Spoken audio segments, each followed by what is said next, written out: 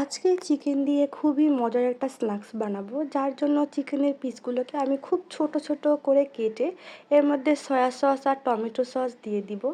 তারপর বারবিকিউ মশলা দিয়ে দিব আমি 2 চা চামচের মতো।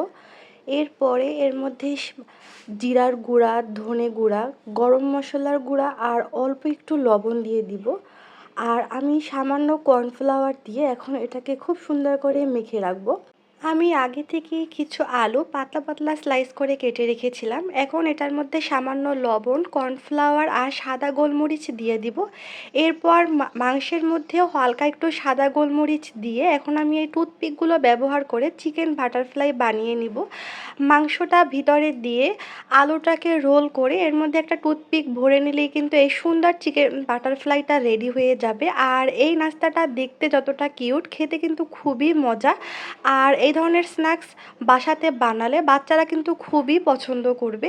এখন এগুলোকে হাই ফ্লেমে আমি ডুবো তেলে ভেজে নিব। এই তো আমার সবগুলো চিকেন বাটারফ্লাই আস্তে আস্তে করে ভাজা হয়ে গেল। আমার মতো যারা সন্ধ্যার সময় বিভিন্ন টাইপের নাস্তা খেতে পছন্দ করো, তাদের জন্য এরকম একটা স্ন্যাক্স হলে কিন্তু আর কিছুরই দরকার পড়বে না। এটা খেতে খুবই মজা লাগে আর অনেক ক্রিস্পি হয়। তোমরা অবশ্যই ট্রাই করবে। ওকে, আল্লাহ হাফেজ।